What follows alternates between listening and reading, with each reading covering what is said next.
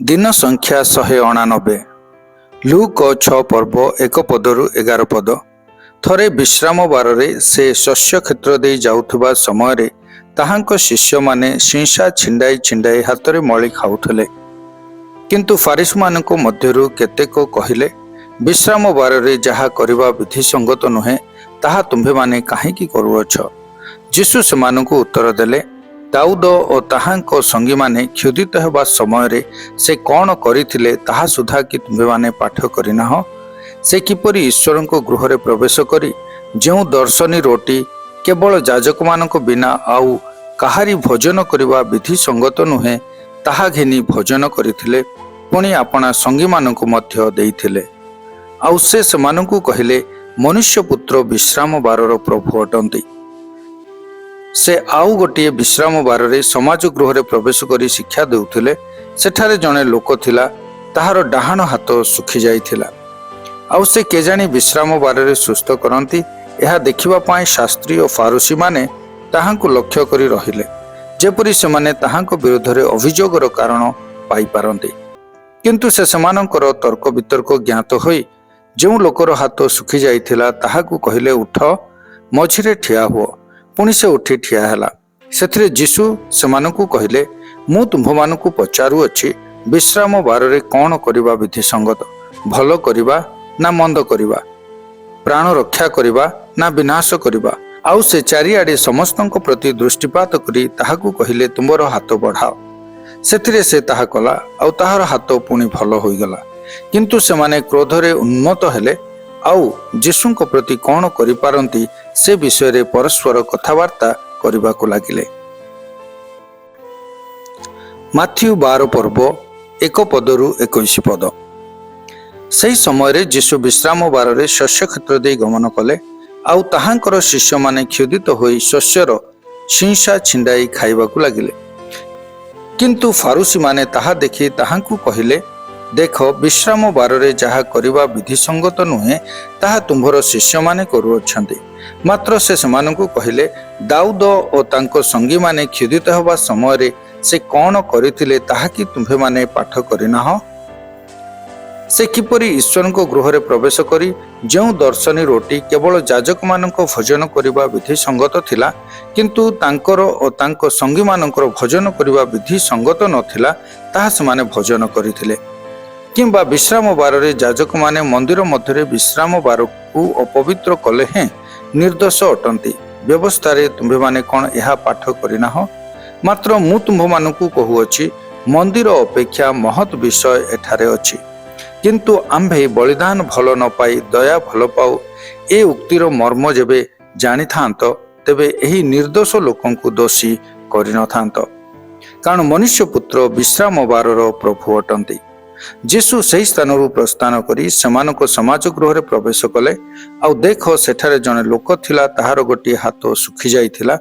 पुणी सेमाने ताहांक विरुद्ध रे अभियोग करिबा उद्देश्य रे ताहांकु पचारिले, विश्राम बार रे सुस्थ करिबा कौन विधि संगत। किंतु यीशु सेमानकु कहिले, जदि काहारी गोटे मेंढा थाए ओ ताहा विश्राम बार रे खातरे पड़ी जाए, ताहेले जे ताहाकु धरी न उठाइबो, एपरि लोक तुम्भमानक मध्यरे किए अछि। तेबे मेंढा ठारू मनुष्य आहुरी केते अधिक श्रेष्ठ। एणु विश्राम बार रे मंगल साधन करिबा विधि संगत। सेतेबेले से सही लोक को कहिले, तुमर हाथ बढ़ाओ। सेथिरे से हाथ बढ़ाइला, आउ ताहा अन्य हाथ परी पुणी भल होइगला। किंतु फारुसी माने बाहरी जाई ताहांकु विनाश करिबा निमंते ताहांक विरुद्ध रे मंत्रणा कले। यीशु ताहा जानी सेठारू अंतर होई बाहरी गले। पुणी अनेके ताहांक पछे पछे गले, आउ से समस्तंकु सुस्थ कले। एवं ताहांकु प्रकाश न करिबा पाए से सेमानकु दृढ़ रूपे आज्ञा देले, जेपरि जिशाय भाववादी द्वारा उक्त एही वाक्य सफल हुए, देख, आंभर दास जहांकु आंभे मनोनीत करिअछु, आंभर प्रिय पात्र जहांक ठारे आंभ आत्मार परम संतोष, आंबे ताहांक उपरे आपणा आत्मा अधिष्ठान कराइबा। आउ से विजाति मानक निकटरे न्याय विचार प्रचार करिवे। से विवाद करिवे नाही, किंबा उच्च स्वर करिवे नाही, किंबा दांडरे केही ताहांकर स्वर सुनिब नाही।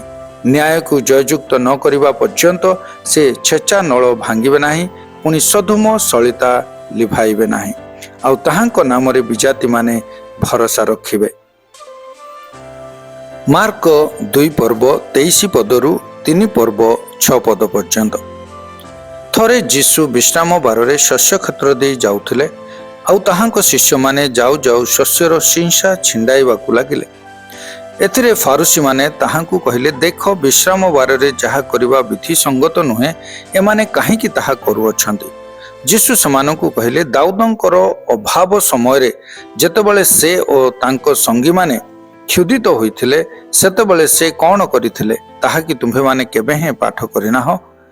ଅବିଆଥର ମହାଯାଜକଙ୍କ ସମୟରେ ସେ କିପରି ଈଶ୍ୱରଙ୍କ ଗୃହରେ ପ୍ରବେଶ କରି ଯେଉଁ ଦର୍ଶନୀ ରୋଟି ଯାଜକମାନଙ୍କ ବିନା ଆଉ କାହାରି ଭୋଜନ କରିବା ବିଧିସଙ୍ଗତ ନୁହେଁ, ତାହା ଭୋଜନ କରିଥିଲେ, ପୁଣି ଆପଣା ସଙ୍ଗୀମାନଙ୍କୁ ମଧ୍ୟ ଦେଇଥିଲେ। ଆଉ ଯୀଶୁ ସେମାନଙ୍କୁ କହିଲେ, ବିଶ୍ରାମ ବାର ମନୁଷ୍ୟ ନିମନ୍ତେ ହୋଇଅଛି, ମନୁଷ୍ୟ ବିଶ୍ରାମ ବାର ନିମନ୍ତେ ହୋଇନାହିଁ। ତେଣୁ ମନୁଷ୍ୟ ପୁତ୍ର ବିଶ୍ରାମ ବାରର ମଧ୍ୟ ପ୍ରଭୁ ଅଟନ୍ତି। ପରେ ଯୀଶୁ ପୁନର୍ବାର ସମାଜ ଗୃହରେ ପ୍ରବେଶ କଲେ। ସେଠାରେ ଜଣେ ଲୋକ ଥିଲା, ତାହାର ଗୋଟିଏ ହାତ ଶୁଖି ଯାଇଥିଲା। ଆଉ ସେ ତାହାକୁ କେଜାଣି ବିଶ୍ରାମ ବାରରେ ସୁସ୍ଥ କରିବେ, ଏହା ଦେଖିବା ପାଇଁ ସେମାନେ ତାହାଙ୍କୁ ଲକ୍ଷ୍ୟ କରି ରହିଲେ, ଯେପରି ସେମାନେ ତାହାଙ୍କ ବିରୁଦ୍ଧରେ ଅଭିଯୋଗ କରିପାରନ୍ତି। ସେଥିରେ ଯେଉଁ ଲୋକର ହାତ ଶୁଖି ଯାଇଥିଲା ତାହାକୁ ଯୀଶୁ କହିଲେ, ଆସ, ମଝିରେ ଠିଆ ହୁଅ।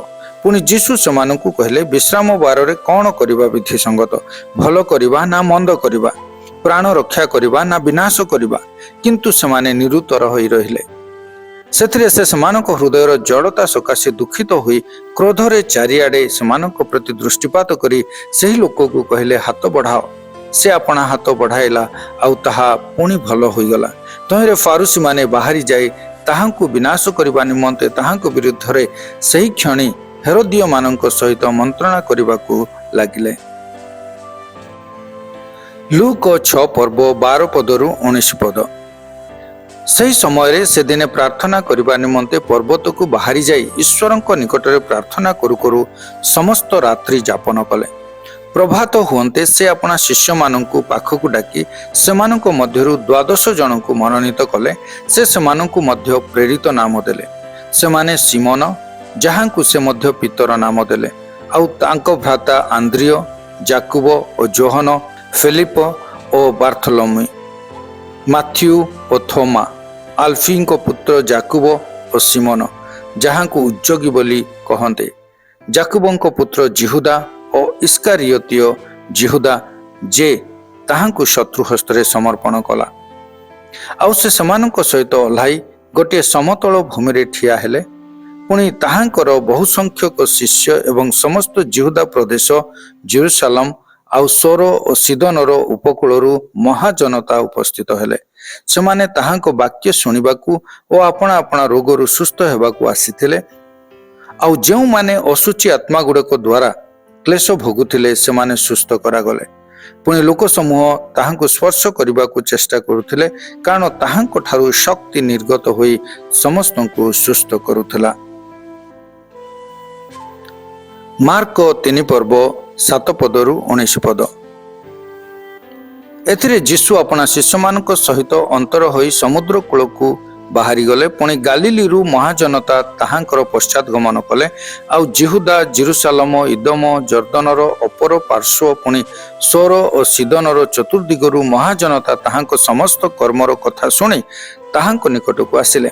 ସେତେବେଳେ ଭିଡ଼ ସକାଶେ ଲୋକସମୂହ ଯେପରି ତାହାଙ୍କ ଉପରେ ମାଡ଼ି ନ ପଡ଼ନ୍ତି, ଏଥିପାଇଁ ସେ ଆପଣା ଶିଷ୍ୟମାନଙ୍କୁ ତାହାଙ୍କ ନିମନ୍ତେ ଗୋଟିଏ ସାନ ନାହା ନିକଟରେ ପ୍ରସ୍ତୁତ ରଖିବାକୁ କହିଲେ।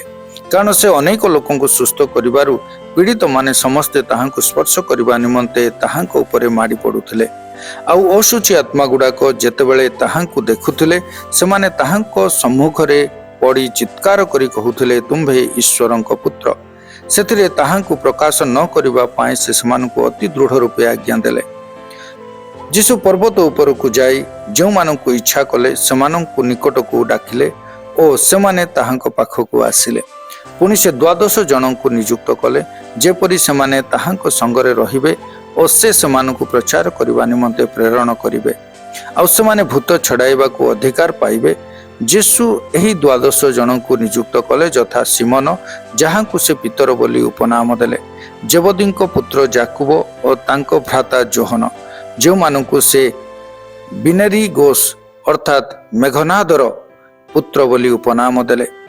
ଆନ୍ଦ୍ରିଓ, ଫିଲିପ, ବାର୍ଥଲୋମି, ମାଥ୍ୟୁ, ଥୋମା, ଆଲଫିଙ୍କ ପୁତ୍ର ଜାକୁବ, ଥଦିଓ, କିଣାନିଓ, ସିମୋନ, ପୁଣି ଇସ୍କାରିଓତୀୟ ଯିହୁଦା, ଯେ ଯୀଶୁଙ୍କୁ ଶତ୍ରୁ ହସ୍ତରେ ସମର୍ପଣ କଲା। ଲୁକ 6 ପର୍ବ 20 ପଦରୁ 49 ପଦ ପର୍ଯ୍ୟନ୍ତ। ସେ ସମୟରେ ସେ ଆପଣା ଶିଷ୍ୟମାନଙ୍କ ପ୍ରତି ଦୃଷ୍ଟିପାତ କରି କହିଲେ, ଦିନହୀନ ଯେ ତୁମ୍ଭେମାନେ ଧନ୍ୟ, କାରଣ ଈଶ୍ୱରଙ୍କ ରାଜ୍ୟ ତୁମ୍ଭମାନଙ୍କର। ବର୍ତ୍ତମାନ କ୍ଷୁଧିତ ଯେ ତୁମ୍ଭେମାନେ ଧନ୍ୟ, କାରଣ ତୁମ୍ଭେମାନେ ପରିତୃପ୍ତ ହେବ।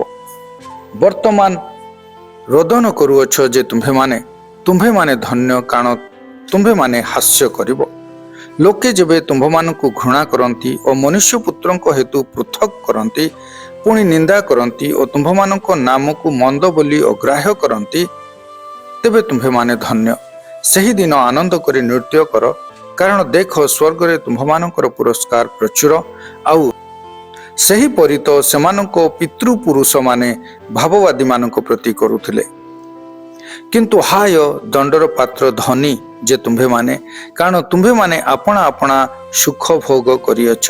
ହାୟ ଦଣ୍ଡର ପାତ୍ର ବର୍ତ୍ତମାନ ପରିତୃପ୍ତ ଯେ ତୁମ୍ଭେମାନେ, କାରଣ ତୁମ୍ଭେମାନେ କ୍ଷୁଧିତ ହେବ। ହାୟ ଦଣ୍ଡର ପାତ୍ର ବର୍ତ୍ତମାନ ହାସ୍ୟ କରୁଅଛ ଯେ ତୁମ୍ଭେମାନେ, କାରଣ ତୁମ୍ଭେମାନେ ଶୋକ ଓ ରୋଦନ କରିବ। ଯେତେବେଳେ ଲୋକ ସମସ୍ତେ ତୁମ୍ଭମାନଙ୍କର ସୁଖ୍ୟାତି କରନ୍ତି, ସେତେବେଳେ ହାୟ ତୁମ୍ଭେମାନେ ଦଣ୍ଡର ପାତ୍ର। ସେହିପରି ତ ସେମାନଙ୍କ ପିତୃପୁରୁଷମାନେ ଭଣ୍ଡ ଭାବବାଦୀମାନଙ୍କ ପ୍ରତି କରୁଥିଲେ। କିନ୍ତୁ ଶ୍ରବଣ କରୁଅଛ ଯେ ତୁମ୍ଭମାନଙ୍କୁ ମୁଁ କହୁଅଛି, ତୁମ୍ଭମାନଙ୍କ ଶତ୍ରୁମାନଙ୍କୁ ପ୍ରେମ କର, ଯେଉଁମାନେ ତୁମ୍ଭମାନଙ୍କୁ ଘୃଣା କରନ୍ତି ସେମାନଙ୍କର ମଙ୍ଗଳ କର, ଯେଉଁମାନେ ତୁମ୍ଭମାନଙ୍କୁ ଅଭିଶାପ ଦିଅନ୍ତି ସେମାନଙ୍କୁ ଆଶୀର୍ବାଦ କର, ଯେଉଁମାନେ ତୁମ୍ଭମାନଙ୍କୁ ଅପମାନ କରନ୍ତି ସେମାନଙ୍କ ନିମନ୍ତେ ପ୍ରାର୍ଥନା କର। ଯେ ତୁମ୍ଭକୁ ଗୋଟିଏ ଗାଲରେ ଚାପୁଡ଼ା ମାରେ, ତାହା ପ୍ରତି ଅନ୍ୟଟି ମଧ୍ୟ ଦେଖାଇ ଦିଅ। ଆଉ ଯେ ତୁମ୍ଭର ଚାଦର ନେଇଯାଏ, ତାହାକୁ ତୁମ୍ଭର ଅଙ୍ଗରଖା ମଧ୍ୟ ଦେବାକୁ ବାରଣ କର ନାହିଁ। ଯେ କେହି ତୁମ୍ଭକୁ ମାଗେ ତାହାକୁ ଦିଅ, ଆଉ ଯେ ତୁମ୍ଭର ସମ୍ପତ୍ତି ଘେନିଯାଏ, ତାହାଠାରୁ ତାହା ପୁନର୍ବାର ଦାବି କର ନାହିଁ। ଲୋକମାନେ ତୁମ୍ଭମାନଙ୍କ ପ୍ରତି ଯେ ପ୍ରକାର ବ୍ୟବହାର କରନ୍ତୁ ବୋଲି ଇଚ୍ଛା କର, ତୁମ୍ଭେମାନେ ସେମାନଙ୍କ ପ୍ରତି ସେହି ପ୍ରକାର କର। ପୁଣି ଯେଉଁମାନେ ତୁମ୍ଭମାନଙ୍କୁ ପ୍ରେମ କରନ୍ତି, ସେମାନଙ୍କୁ ପ୍ରେମ କଲେ ତୁମ୍ଭେମାନେ କି ଅନୁଗ୍ରହ ପାଇବ? କାରଣ ପାପୀମାନେ ସୁଦ୍ଧା ଆପଣା ଆପଣା ପ୍ରେମକାରୀମାନଙ୍କୁ ପ୍ରେମ କରନ୍ତି। ଆଉ ଯେଉଁମାନେ ତୁମ୍ଭମାନଙ୍କର ମଙ୍ଗଳ କରନ୍ତି, ଯଦି ତୁମ୍ଭେମାନେ ସେମାନଙ୍କର ମଙ୍ଗଳ କର, ତେବେ ତୁମ୍ଭେମାନେ କି ଅନୁଗ୍ରହ ପାଇବ? କାରଣ ପାପୀମାନେ ସୁଦ୍ଧା ତାହା କରନ୍ତି। ପୁଣି ଯେଉଁମାନଙ୍କ ଠାରୁ ତୁମ୍ଭମାନଙ୍କର ପାଇବାର ଆଶା ଥାଏ, ସେମାନଙ୍କୁ ଋଣ ଦେଲେ ତୁମ୍ଭେମାନେ କି ଅନୁଗ୍ରହ ପାଇବ? ପାପୀମାନେ ସୁଦ୍ଧା ସମାନ ପରିମାଣରେ ପରିଶୋଧ ପାଇବା ନିମନ୍ତେ ପାପୀମାନଙ୍କୁ ଋଣ ଦିଅନ୍ତି। ମାତ୍ର ତୁମ୍ଭମାନଙ୍କର ଶତ୍ରୁମାନଙ୍କୁ ପ୍ରେମ କର ଏବଂ ସେମାନଙ୍କର ମଙ୍ଗଳ କର। ପୁଣି ପରିଶୋଧର ଆଶା ନ ରଖି ଋଣ ଦିଅ, ତାହେଲେ ତୁମ୍ଭମାନଙ୍କର ପୁରସ୍କାର ପ୍ରଚୁର ହେବ ଓ ତୁମ୍ଭେମାନେ ପରାତ୍ପରଙ୍କ ସନ୍ତାନ ହେବ, କାରଣ ସେ ଅକୃତଜ୍ଞ ଓ ଦୁଷ୍ଟମାନଙ୍କ ପ୍ରତି କୃପାବାନ ଅଟନ୍ତି। ତୁମ୍ଭମାନଙ୍କ ପିତା ଯେପରି ଦୟାଳୁ, ତୁମ୍ଭେମାନେ ସେହିପରି ଦୟାଳୁ ହୁଅ। ପୁଣି ବିଚାର କର ନାହିଁ, ତାହେଲେ ତୁମ୍ଭେମାନେ ବିଚାରିତ ହେବ ନାହିଁ। ଦୋଷୀ କର ନାହିଁ, ତାହେଲେ ତୁମ୍ଭେମାନେ ଦୋଷୀକୃତ ହେବ ନାହିଁ। କ୍ଷମା କର, ତାହେଲେ ତୁମ୍ଭମାନଙ୍କୁ କ୍ଷମା କରାଯିବ। ଦାନ କର, ତାହେଲେ ତୁମ୍ଭମାନଙ୍କୁ ଦାନ ଦିଆଯିବ। ଲୋକେ ମାଣକୁ ପୂରା କରି ତାହାକୁ ଚାପି ହଲାଇ ଉଛଳାଇ ତୁମ୍ଭମାନଙ୍କ ଅଣ୍ଟିରେ ଦେବେ। କାରଣ ଯେଉଁ ମାପରେ ମାପ କର, ସେହି ମାପରେ ତୁମ୍ଭମାନଙ୍କୁ ପୁଣି ମପାଇ ଦିଆଯିବ। ସେ ସେମାନଙ୍କୁ ଗୋଟିଏ ଦୃଷ୍ଟାନ୍ତ ମଧ୍ୟ କହିଲେ, ଅନ୍ଧ କ'ଣ ଅନ୍ଧକୁ ବାଟ କଢ଼ାଇ ପାରେ? ସେମାନେ କ'ଣ ଉଭୟ ଖାତରେ ପଡ଼ିବେ ନାହିଁ? ଶିଷ୍ୟ ଗୁରୁଠାରୁ ଶ୍ରେଷ୍ଠ ନୁହେଁ, କିନ୍ତୁ ପ୍ରତ୍ୟେକ ଶିଷ୍ୟ ସିଦ୍ଧ ହୋଇ ଆପଣା ଗୁରୁଙ୍କ ତୁଲ୍ୟ ହେବ।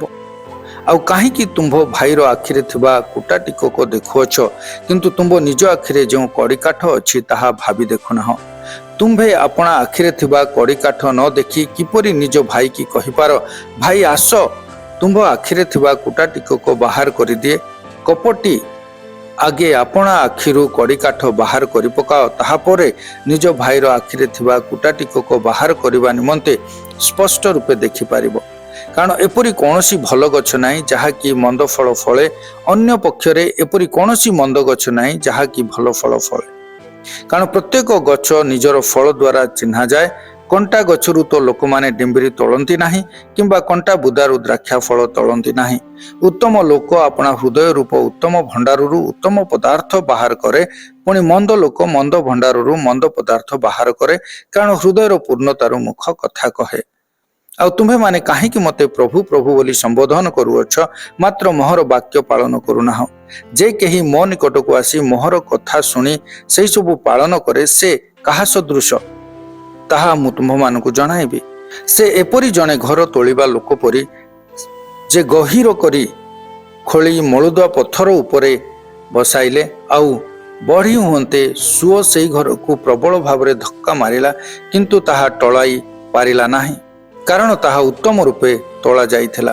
किंतु जे शुणी पालन करे नाही, से मूल दुआ न बसाई माटी उपरे घर तोलिबा लोक परी सुओ से घर को प्रबल भाव धक्का मारंते सही क्षणे ताहा पड़ीगला और ताहार विनाश भयंकर हैला। माथ्यू 5 पर्वरु 7 पर्व। लोक समूह देखि जीशु पर्वत आरोहण कले, पुणी उपवेशन कला उतारे ताहांको शिष्य माने ताहांको छामुको आसिले। सेथिरे जीशु मुख फिटाई सेमानकु शिक्षा देई कहिबाकू लागिले, आत्मारे दिनहीन लोके धन्य, कारण स्वर्ग राज्य सेमानकर। शोकार्त लोके धन्य, कारण सेमाने सांत्वना प्राप्त हेबे। नम्र लोके धन्य, कारण सेमाने पृथ्वीर अधिकारी हेबे। धार्मिकता निमंते क्षुदित और तृषित लोके धन्य, कारण सेमाने परितृप्त हेबे। दयालु लोके धन्य, कारण सेमाने दया प्राप्त हेबे। शुद्धचित लोके धन्य, कारण सेमाने ईश्वर को दर्शन पाइबे। शांतिकारक लोके धन्य, कारण सेमाने ईश्वर को संतान बोली ख्यात हेबे। धार्मिकता निमंते ताड़ना प्राप्त लोके धन्य, कारण स्वर्ग राज्य सेमानकर। लोके जेबे तुम्भमानकु मो सकाशे निंदा और ताड़ना करंती, पुणी मिथ्यारे तुम्भमानक विरुद्धरे समस्त प्रकार मंद कथा कहंती, तेबे तुम्भेमाने धन्य। आनंद करो और उल्लसित हुओ, कारण स्वर्गरे तुम्भमानकर पुरस्कार प्रचुर। सही परी तो सेमाने तुम्भमानकर पूर्ववर्ती भाववादी मानकु ताड़ना करिथिले।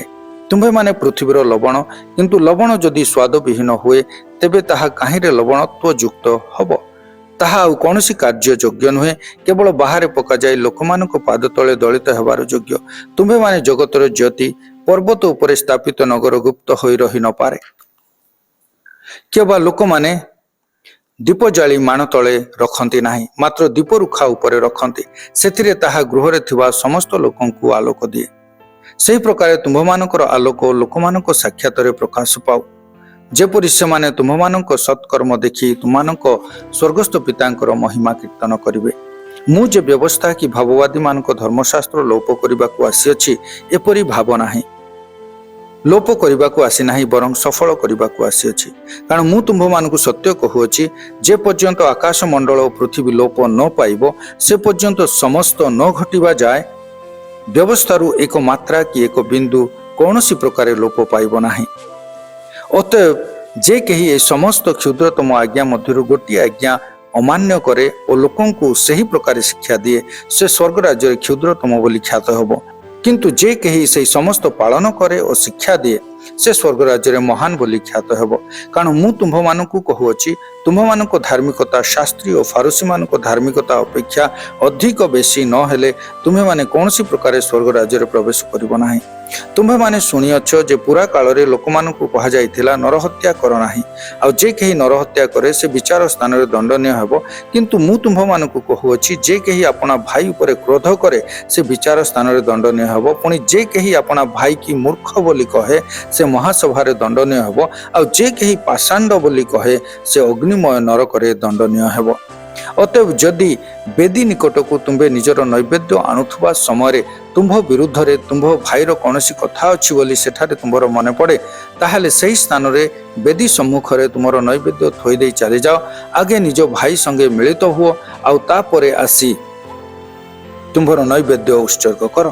तुम्भर विवादी सहित बाटरे थिबा समय शीघ्र ताहा प्रति मिलनर भाव देखाओ। काले विवादी तुमको विचारकर्ता मानक हस्तर समर्पण करिवो, पुणी विचारकर्ता तुमको पदातिक हस्तर समर्पण करिवे, आ तुम्बे कारागार रे निक्षिप्त हेबो। मु तुम्भको सत्य कहुअछि, तुम्बे शेष पाहुलाटी न सुझिबा पर्यंत से स्थानरु कौनसी प्रकार बाहरी आसी पारिबो नाही। तुम्बे माने शुनिअछ जे उक्त अछि व्यभिचार कर नाही, किंतु मु तुमको कहुअछि जे केही କୌଣସି ସ୍ତ୍ରୀ ପ୍ରତି କାମ ଭାବରେ ଦୃଷ୍ଟିପାତ କରେ ସେ ତାହା ସଙ୍ଗରେ ମନେ ମନେ ବ୍ୟଭିଚାର କଲାଣି। ଆଉ ତୁମ୍ଭ ଦକ୍ଷିଣ ଚକ୍ଷୁ ଯେବେ ତୁମ୍ଭର ବିଘ୍ନର କାରଣ ହୁଏ ତେବେ ତାହା ଉପାଡ଼ି ଫୋପାଡ଼ି ଦିଅ। କାରଣ ତୁମ୍ଭର ସମସ୍ତ ଶରୀର ନରକରେ ନିକ୍ଷିପ୍ତ ହେବା ଅପେକ୍ଷା ଗୋଟିଏ ଅଙ୍ଗ ନଷ୍ଟ ହେବା ତୁମ୍ଭ ପକ୍ଷରେ ଲାଭଜନକ। ପୁଣି ତୁମ୍ଭର ଦକ୍ଷିଣ ହସ୍ତ ଯେବେ ତୁମ୍ଭର ବିଘ୍ନର କାରଣ ହୁଏ ତେବେ ତାହା କାଟି ଫୋପାଡ଼ି ଦିଅ। କାରଣ ତୁମ୍ଭର ସମସ୍ତ ଶରୀର ନରକରେ ପଡ଼ିବା ଅପେକ୍ଷା ଗୋଟିଏ ଅଙ୍ଗ ନଷ୍ଟ ହେବା ତୁମ୍ଭ ପକ୍ଷରେ ଲାଭଜନକ। ଆହୁରି ଉକ୍ତ ଅଛି, ଯେ କେହି ଆପଣା ସ୍ତ୍ରୀ କି ପରିତ୍ୟାଗ କରେ ସେ ତାହାକୁ ତ୍ୟାଗପତ୍ର ଦେଉ। କିନ୍ତୁ ମୁଁ ତୁମ୍ଭମାନଙ୍କୁ କହୁଅଛି, ଯେ କେହି ଆପଣା ସ୍ତ୍ରୀ କି ବ୍ୟଭିଚାର ଦୋଷ ବିନା ଅନ୍ୟ କାରଣରୁ ପରିତ୍ୟାଗ କରେ ସେ ତାହାକୁ ବ୍ୟଭିଚାରିଣୀ କରାଏ। ଆଉ ଯେ କେହି ପରିତ୍ୟକ୍ତା ସ୍ତ୍ରୀ କି ବିବାହ କରେ ସେ ବ୍ୟଭିଚାର କରେ। ପୁନଶ୍ଚ ତୁମ୍ଭେମାନେ ଶୁଣିଅଛ ଯେ ପୁରା କାଳରେ ଲୋକମାନଙ୍କୁ କୁହାଯାଇଥିଲା, ତୁମ୍ଭେ ମିଥ୍ୟା ଶପଥ କର ନାହିଁ, ମାତ୍ର ଆପଣା ଶପଥ ସବୁ ପ୍ରଭୁଙ୍କ ଉଦ୍ଦେଶ୍ୟରେ ପାଳନ କରିବ। କିନ୍ତୁ ମୁଁ ତୁମ୍ଭମାନଙ୍କୁ କହୁଅଛି, ଆଦୌ ଶପଥ କର ନାହିଁ। ସ୍ୱର୍ଗର ଶପଥ କର ନାହିଁ, କାରଣ ତାହା ଈଶ୍ୱରଙ୍କ ସିଂହାସନ, କିମ୍ବା ପୃଥିବୀର ଶପଥ କର ନାହିଁ, କାରଣ ତାହା ତାହାଙ୍କର ପାଦପୀଠ। ଜେରୁସାଲେମର ଶପଥ କର ନାହିଁ, କାରଣ ତାହା ମହାରାଜାଙ୍କ ନଗରୀ। ଅବା ଆପଣା ମସ୍ତକର ଶପଥ କର ନାହିଁ, କାରଣ ତାହାର ଗୋଟିଏ କେଶ ଧଳା ବା କଳା କରିବାକୁ ତୁମର ଶକ୍ତି ନାହିଁ। କିନ୍ତୁ ତୁମ୍ଭମାନଙ୍କ ହଁ କଥା ହଁ ହେଉ, ନା କଥା ନା ହେଉ, ଏଥିରୁ ଯାହା ଅଧିକ ତାହା ମନ୍ଦରୁ ଜନ୍ମେ। ତୁମ୍ଭେମାନେ ଶୁଣିଅଛ, ଉକ୍ତ ଅଛି, ଚକ୍ଷୁର ପରିବର୍ତ୍ତେ ଚକ୍ଷୁ ଓ ଦନ୍ତର ପରିବର୍ତ୍ତେ ଦନ୍ତ। କିନ୍ତୁ ମୁଁ ତୁମ୍ଭମାନଙ୍କୁ କହୁଅଛି, ଦୁଷ୍ଟର ପ୍ରତିରୋଧ କର ନାହିଁ। କାରଣ ଯେ କେହି ତୁମ୍ଭର ଡାହାଣ ଗାଲରେ ଚାପୁଡ଼ା ମାରେ ତାହାକୁ ଅନ୍ୟ ଗାଲ ମଧ୍ୟ ଦେଖାଇ ଦିଅ। ଆଉ କେହି ଯଦି ତୁମ୍ଭ ସହିତ ବିଚାର ସ୍ଥାନରେ ବିବାଦ କରି ତୁମ୍ଭର ଅଙ୍ଗରଖା ନେବାକୁ ଇଚ୍ଛା କରେ ତାହାକୁ ଚାଦର ମଧ୍ୟ ଦେଇଦିଅ। ପୁଣି ଯେ କେହି ତୁମକୁ କୋଷେ ଯିବା ପାଇଁ ବାଧ୍ୟ କରେ ତାହା ସଙ୍ଗରେ 2 କୋଷ ଯାଅ। ଯେ ତୁମ୍ଭକୁ ମାଗେ ତାହାକୁ ଦିଅ, ପୁଣି ଯେ ତୁମ୍ଭଠାରୁ ଋଣ ନେବାକୁ ଇଚ୍ଛା କରେ ତାହା ପ୍ରତି ବିମୁଖ ହୁଅ ନାହିଁ। ତୁମେମାନେ ଶୁଣିଅଛ, ଉକ୍ତ ଅଛି, ତୁମ୍ଭର ପ୍ରତିବାସୀକୁ ପ୍ରେମ କର ଓ ତୁମ୍ଭର ଶତ୍ରୁକୁ ଘୃଣା କର।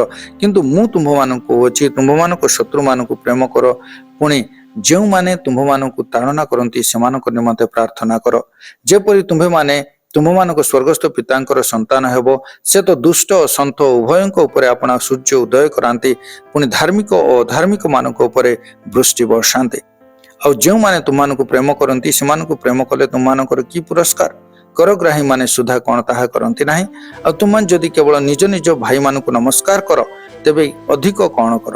ବିଜାତିମାନେ ସୁଦ୍ଧା କ'ଣ ତାହା କରନ୍ତି ନାହିଁ? ଅତଏବ ତୁମ୍ଭମାନଙ୍କ ସ୍ୱର୍ଗସ୍ଥ ପିତା ଯେପରି ସିଦ୍ଧ, ତୁମ୍ଭେମାନେ ମଧ୍ୟ ସେହିପରି ସିଦ୍ଧ ହୁଅ। ଲୋକ ଦେଖାଇବା ପାଇଁ ସେମାନଙ୍କ ସାକ୍ଷାତରେ ଯେପରି ଧର୍ମ କର୍ମ ନ କର, ଏଥିପାଇଁ ତୁମ୍ଭେମାନେ ସାବଧାନ ହୋଇଥାଅ, ନହେଲେ ତୁମ୍ଭମାନଙ୍କ ସ୍ୱର୍ଗସ୍ଥ ପିତାଙ୍କ ନିକଟରେ ତୁମ୍ଭମାନଙ୍କର ପୁରସ୍କାର ନାହିଁ। ଏଣୁ ଦାନ କରିବା ସମୟରେ କପଟିମାନଙ୍କ ପରି ନିଜ ମୁଖରେ ତୁରୀ ବଜାଅ ନାହିଁ। ସେମାନେ ଲୋକମାନଙ୍କ ଠାରୁ ଗୌରବ ପାଇବା ପାଇଁ ସମାଜ ଗୃହରେ ଓ ଦାଣ୍ଡରେ ସେ ପ୍ରକାର କରନ୍ତି। ମୁଁ ତୁମ୍ଭମାନଙ୍କୁ ସତ୍ୟ କହୁଅଛି, ସେମାନେ ଆପଣା ଆପଣା ପୁରସ୍କାର ପାଇଅଛନ୍ତି। କିନ୍ତୁ ତୁମ୍ଭେ ଦାନ କରିବା ସମୟରେ ତୁମ୍ଭର ଦକ୍ଷିଣ ହସ୍ତ କ'ଣ କରୁଅଛି ତାହା ତୁମ୍ଭର ବାମ ହସ୍ତ ନ ଜାଣୁ, ଯେପରି ତୁମ୍ଭର ଦାନ ଗୋପନରେ ହେବ, ଆଉ ତୁମ୍ଭର ପିତା ଯେ ଗୋପନରେ ଦେଖନ୍ତି ସେ ତୁମ୍ଭକୁ ଫଳ ଦେବେ। ପ୍ରାର୍ଥନା କରିବା ସମୟରେ କପଟିମାନଙ୍କ ପରି ହୁଅ ନାହିଁ, କାରଣ ସେମାନେ ଲୋକ ଦେଖାଇବା ପାଇଁ ସମାଜ ଗୃହ ଓ ଛୋକ ସ୍ଥାନରେ ଠିଆ ହୋଇ ପ୍ରାର୍ଥନା କରିବାକୁ ଭଲ ପାଆନ୍ତି। ମୁଁ ତୁମ୍ଭମାନଙ୍କୁ ସତ୍ୟ କହୁଅଛି, ସେମାନେ ଆପଣା ଆପଣା ପୁରସ୍କାର ପାଇଅଛନ୍ତି। କିନ୍ତୁ ତୁମ୍ଭେ ପ୍ରାର୍ଥନା କରିବା ସମୟରେ ତୁମ୍ଭର ଗୁପ୍ତ କୋଠରୀରେ ପ୍ରବେଶ କର, ପୁଣି ତୁମ୍ଭର ଦ୍ୱାର ରୁଦ୍ଧ କରି ଗୋପନରେ ଥିବା ତୁମ୍ଭ ପିତାଙ୍କ ଛାମୁରେ ପ୍ରାର୍ଥନା କର, ଆଉ ତୁମ୍ଭର ପିତା ଯେ ଗୋପନରେ ଦେଖନ୍ତି ସେ ତୁମ୍ଭକୁ ଫଳ ଦେବେ। ପୁଣି ପ୍ରାର୍ଥନା କରିବା ସମୟରେ ବିଜାତୀୟମାନଙ୍କ ପରି ଅନର୍ଥକ ପୁନରୁକ୍ତି କର ନାହିଁ, କାରଣ ସେମାନେ ବହୁତ କଥା କହିବାରୁ ସେମାନଙ୍କ ପ୍ରାର୍ଥନା ଶୁଣାଯିବ ବୋଲି ମନେ କରନ୍ତି। ଏଣୁ ସେମାନଙ୍କ ପରି ହୁଅ ନାହିଁ, କାରଣ ତୁମ୍ଭମାନଙ୍କର କ'ଣ ପ୍ରୟୋଜନ ମାଗିବା ପୂର୍ବରୁ ତୁମ୍ଭମାନଙ୍କର ପିତା ଈଶ୍ୱର ତାହା ଜାଣନ୍ତି। ଅତଏବ ତୁମ୍ଭେମାନେ ଏହି ପ୍ରକାରେ ପ୍ରାର୍ଥନା କର। ହେ ଆମ୍ଭମାନଙ୍କ ସ୍ୱର୍ଗସ୍ଥ ପିତା, ତୁମ୍ଭ ନାମ ପବିତ୍ର ବୋଲି ମାନ୍ୟ ହେଉ। ତୁମ୍ଭର ରାଜ୍ୟ ଆସୁ, ଯେପରି ସ୍ୱର୍ଗରେ ସେପରି ପୃଥିବୀରେ ତୁମ୍ଭର ଇଚ୍ଛା ସଫଳ ହେଉ। ଆଜି ଆମ୍ଭମାନଙ୍କୁ ପ୍ରୟୋଜନୀୟ ଆହାର ଦିଅ। ଆମ୍ଭେମାନେ ଯେପରି ଆପଣା ଆପଣା ଅପରାଧୀମାନଙ୍କୁ କ୍ଷମା କରିଅଛୁ, ସେପରି ଆମ୍ଭମାନଙ୍କର ଅପରାଧ ସବୁ କ୍ଷମା କର। ପରୀକ୍ଷାରେ ଆମ୍ଭମାନଙ୍କୁ ଆଣ ନାହିଁ, ମାତ୍ର ମନ୍ଦରୁ ରକ୍ଷା କର। ଯେଣୁ ରାଜ୍ୟ, ପରାକ୍ରମ ଓ ଗୌରବ ଯୁଗେ ଯୁଗେ ତୁମ୍ଭର। ଆମେନ୍। କାରଣ ଯେବେ ଲୋକମାନଙ୍କର ଅପରାଧ ସବୁ କ୍ଷମା କର, ତେବେ ତୁମ୍ଭମାନଙ୍କ ସ୍ୱର୍ଗସ୍ଥ ପିତା ତୁମ୍ଭମାନଙ୍କୁ ମଧ୍ୟ କ୍ଷମା କରିବେ। କିନ୍ତୁ ଯେବେ ଲୋକମାନଙ୍କୁ କ୍ଷମା ନ କର, ତେବେ ତୁମ୍ଭମାନଙ୍କ ପିତା ମଧ୍ୟ ତୁମ୍ଭମାନଙ୍କ ଅପରାଧ ସବୁ କ୍ଷମା କରିବେ ନାହିଁ। उपवास करने समय कपटी मानक परी विषर्ण बदन हो नाही, कारण से माने उपवास करुअछंती बोली लोकंक साक्षात देखा निमंते आपना आपना मुख मलिन करती। मु तुम्भ मानक सत्य कहूँ से माने आपना आपना पुरस्कार पाई अछंती, किंतु तुम्हें उपवास करने समय तुम मस्तक तैल लगाओ और मुख प्रक्षालन कर, जेपरी तुम्हें उपवास करुअछ बोली लोकंक साक्षात देखा न जाई, बरं गोपन तुम पिता साक्षात देखा आ तुम्हार पिता जे गोपन देखती से तुमको फल देवे। जोठारे कीट और कलंक क्षय करे पुणी चोर माने सिंधी काटी चोरी करती, एपरी पृथ्वी रे आपण आपण निमंते धन संचय कर नाही, मात्र जोठारे कीट और कलंक क्षय न करे एवं चोर माने सिंधी काटी चोरी न करती, एपरी स्वर्ग रे आपण आपण निमंते धन संचय कर, कारण जोठारे तुम्हार धन सेही ठारे मध्य तुम्हार मन। चक्षु शरीर प्रदीप, एणु तुम्हार चक्षु जेबे निर्मल थाए तेबे तुम्हार समस्त शरीर आलोकमय हेब, किंतु तुम्हार चक्षु जेबे दूषित थाए तेबे तुम्हार समस्त शरीर अंधकारमय हेब। अतएव तुम्भ अंतरस्थ ज्योति जेबे अंधकार हुए तेबे सेही अंधकार केडे घरतर। कौनसी लोक दुई प्रभुंकर दास होई पारे नाही, कारण से जनकु घृणा करिवो और अन्य जनकु प्रेम करिवो, अथवा जनक प्रति अनुरक्त हेबो और अन्य जनकु अवज्ञा करिवो। तुम्हें माने ईश्वर और धन उभयर दास होई पार नाही। एथि निमंते मु तुम्भ मानकु कहूअछि कौन खाइबो बा कौन पीबो एपरी भाली तुम्भ मानक जीवन निमंते कि बा कौन पिंधिबो एपरी भाली तुमानक शरीर निमंते मध्य चिंता कर नाही। भक्ष्य अपेक्षा जीवन और वस्त्र अपेक्षा शरीर की श्रेष्ठ नुहे। आकाशर पक्षी की देख से माने बुणती नाही कि काटती नाही, कि बा अमार रे संचय करती नाही, आउ तुम्भ मानकर स्वर्गस्थ पिता सेमानकु आहार दियंती। तुम्हें माने कौन सेमानक ठारु श्रेष्ठ नुह? पुणी तुम्भ मानक मध्य किए चिंता करी करी अपना आयु दंडे वृद्धि करि पारे? आ वस्त्र निमंते काहेकि चिंता करुअछ? क्षेत्रर पुष्प गुड़िक विषय विवेचना करी शिक्षा ग्रहण कर, सेगुड़िक किपरि बढ़ंती से सबु परिश्रम करती नाही किंबा सूता काटती नाही। तथापि मु तुम्भ मानकु कहूअछि सलोमन सुधा आपणार समस्त ऐश्वर्य एगुड़िक मध्यरु गोटिक परी विभूषित नथिले, किंतु क्षेत्रर जो घास आज अच्छी आउ काली चुली रे पका जाए ताकू जेबे ईश्वर ए प्रकार बेश दियंती, तेबे हे अल्प विश्वासी माने से तुम्भ मानकु कि अधिक निश्चित रूपे वस्त्र न देबे। एणु कौन खाइबा अबा कौन पीबा कि अबा कौन पिंधिबा यहा कही चिंतित हो नाही, कारण विजाति माने सबु विषय खोजी बुलंती। आउ एही समस्त विषय जे तुमानकर प्रयोजन ताहा तुमानकर स्वर्गस्थ पिता जानती, किंतु तुम्हे माने प्रथम रे ताहांक राज्य और धार्मिकता अन्वेषण कर, आउ एही समस्त विषय मध्य तुम्ह मानकु दिया जिवो। अतएव काली पाई चिंतित हो नाही, कारण काली निजे निज पाई चिंता करिवो, आजिर कष्ट आजि पाई यथेष्ट। माथ्यू 7 पर्व। तुम्हें माने जेपरी विचारित न हेबो एथिपाई विचार कर नाही, कारण जो विचार रे विचार कर सही विचार रे तुम्हें माने विचारित हेबो। पुणी जो मापरे माप कर सही मापरे तुम्भ मानकु मपाई दिया जिवो। आउ काहेकि तुम्भ भाईर आखिरे थिबा कुटा टिकक देखुअछ, किंतु तुम निज आखिरे जो कड़ी काठ अछि ताहा भाबी देखुना हो? अथवा तुम्हें किपरि अपना भाई की कहबो आस तुम्भ आखिरु कुटा टिकक बाहर करि दिए, आ देख तुम्भ आखिरे कड़ी काठ अछि। रे कपटी, आगे अपना आखिरु कड़ी काठ बाहर करि पकाओ, ताहा परे निज भाईर आखिरु कुटा टिकक बाहर करिवा निमंते स्पष्ट रूपे देखि पारिबो। पवित्र पदार्थ कुकुर मानंकु दियो नाही, किंबा तुम्भ मानंकर मुक्ता घुसुरी मानंक आगरे पकाओ नाही, काले से माने सही सबु सेमानंक पाद तळे दळंती ओ बुली पड़ी तुम्भ मानंकु विदीर्ण करंते। माग से तुमको दिज्व, खोज से तुम्हें माने संधान पाइब, द्वार रे मार से तुम्भ मान निमंते द्वार फिटाई दिज्व। कारण जे कहीं मागे से पाए, जे खोजे से संधान पाए, आउ जे द्वार रे मारे ताहा निमंते फिटाई दिया जाए। किंबा तुम्भ मान मध्य एपरी क्यों लोक अच्छी जे निज पुओ रोटी मागिले ताहाकु पत्थर देव, किंबा माछ मागिले ताहाकु साप देव। एणु तुम्भे माने दुष्ट हेले सुधा जेबे अपना अपना पिला मानकु उत्तम उत्तम दान दे जान, तेबे तुम्भ मानकर स्वर्गस्थ पिता ताहांको छामुरे मागिबा लोक मानकु केते अधिक रूपे उत्तम उत्तम विषय न देवे। ଅତଏବ ଲୋକମାନେ ତୁମ୍ଭମାନଙ୍କ ପ୍ରତି ଯାହା ସବୁ କରନ୍ତୁ ବୋଲି ଇଚ୍ଛା କର, ତୁମ୍ଭେମାନେ ମଧ୍ୟ ସେମାନଙ୍କ ପ୍ରତି ସେହି ସବୁ କର, କାରଣ ଏହା ହିଁ ବ୍ୟବସ୍ଥା ଓ ଭାବବାଦୀମାନଙ୍କ ଧର୍ମଶାସ୍ତ୍ରର ସାର। ସଂକୀର୍ଣ୍ଣ ଦ୍ୱାର ଦେଇ ପ୍ରବେଶ କର, କାରଣ ସର୍ବନାଶକୁ ଘେନିଯିବା ଦ୍ୱାର ଓସାର ଓ ପଥ ପ୍ରଶସ୍ତ, ପୁଣି ତାହା ଦେଇ ପ୍ରବେଶ କରିବା ଲୋକେ ଅନେକ।